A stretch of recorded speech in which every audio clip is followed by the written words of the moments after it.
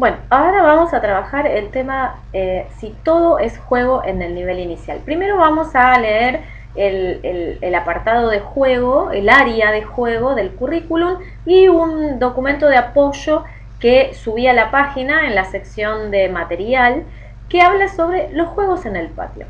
Vamos a pensar que hay diversidad de juegos, que el juego sí es sumamente importante dentro del nivel inicial porque es el quehacer del niño. Podemos preguntar si es un quehacer natural o social, o sea, naturalmente un niño juega. En realidad el currículum va a decir que el juego es un juego social y que se aprende a jugar dentro de la sociedad. Sin embargo, algunas teorías psicológicas dicen que lo natural en el niño es jugar. Podemos poner en tensión estas dos posturas, pero no es lo que nos interesa en este momento. Lo que nos interesa es pensar al nivel inicial y como futuras trabajadoras del nivel, pensar en, ¿voy a jugar todo el tiempo con mis alumnos? ¿Todo es juego en el nivel inicial? Entonces vamos a pensar, por ejemplo, una actividad de literatura. Ustedes para el proyecto estuvieron mirando cómo se hace un proyecto en el área de literatura. Por ejemplo, la selección de cuentos, si iban a tomar algún eje en particular, por ejemplo, cuentos con monstruos, cuentos con brujas o cuentos de un determinado autor, María Elena Walsh, no sé, la autora o el autor que quisieran tomar.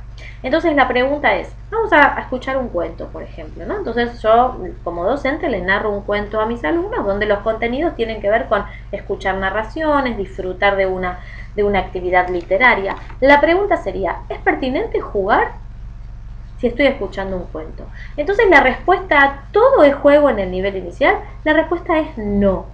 Si el juego es un eje transversal y un eje central en toda actividad, por una cuestión de que el juego nos conecta con algo de nuestros sentimientos, de nuestras percepciones.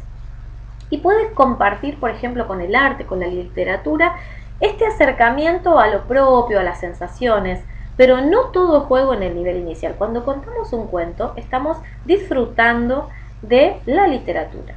Cuando vemos una peli, porque vamos a analizar en el jardín, por ejemplo, algún cortometraje, estamos trabajando cine, teatro, no estamos jugando. Que después podemos hacer algún juego corporal, sí lo podemos hacer, pero no es nuestro eje. Por ejemplo, vamos a pensar en los murales y en el proyecto que yo les conté sobre murales en el jardín. El proyecto se basaba en mejorar las paredes del jardín y apropiarse de esas paredes como parte de niños que habitan este lugar, ¿no? Entonces dejar marca, dejar huella. Obviamente el acercamiento al arte tiene mucho que ver con el juego en cuanto a que es una actividad placentera, de expresión libre, no es sumamente dirigido, ¿no? Porque siempre hay un docente que tiene una dirección didáctica, una intención didáctica, pero no porque sea dirigida a la actividad, ¿no? Entonces podemos pensar en que el arte es algo muy placentero, que deja huellas, está del lado de lo expresivo, igual que el juego, pero no es juego. Cuando un alumno se acerca a pinturas, a texturas y a autores de arte, de plástica, no está jugando. Esto de, por ejemplo, jugamos a ser pintores es un error. Es tensionar el juego en un área donde no hay juego, digamos. Sí, ya les digo, comparte con el juego todas estas características que nombré recientemente, pero no es juego. Otra cosa es jugar a la rayuela. Ese, por ejemplo, es un juego tradicional. Vamos a jugar a la rayuela. El docente enseña cómo jugar a la rayuela, los niños juegan a la rayuela.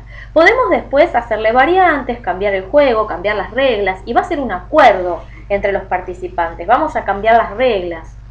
Pero es un juego reglado que se enseña tal cual.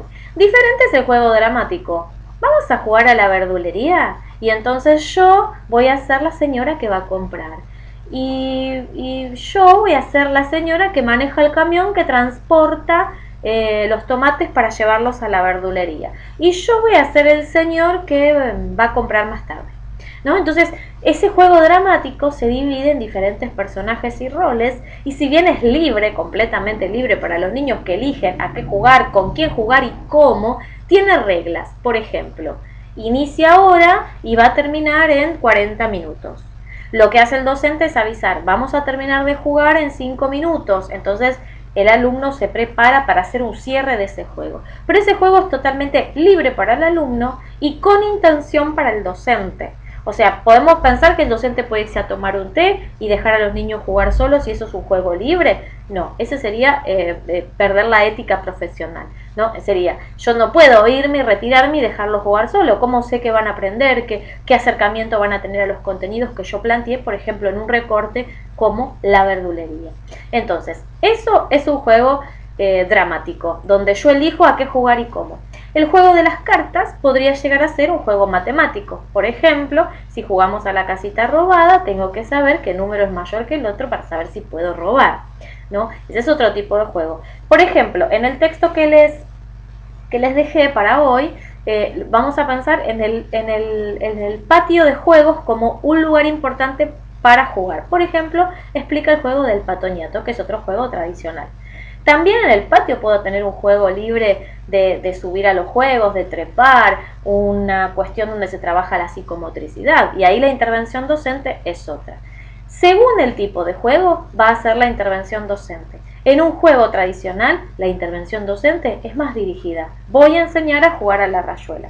En un juego dramático, la intervención docente está del lado de preguntas que problematizan y de dejar que se desarrolle el juego e intervenir solamente si hay alguna situación conflictiva. Por ejemplo, una de las reglas del juego dramático es: podemos jugar con quien querramos, cuando querramos, pero no puedo abandonar el juego sin avisar, porque respeto al otro, le digo, no juego más, me voy a jugar a otro lugar, dañar a otros o dañar a sí mismo. Esas serían unas reglas básicas para cualquier encuentro entre dos niños que van a jugar, 3 o 4 niños que van a jugar dentro del ámbito escolar. Entonces, bueno, la pregunta de si todo es juego en el nivel inicial, no todo es juego, si bien el juego es fundamental en el nivel. Espero les haya quedado claro y nos vemos el jueves en Zoom para seguir debatiendo sobre este tema que resulta complejo e interesante.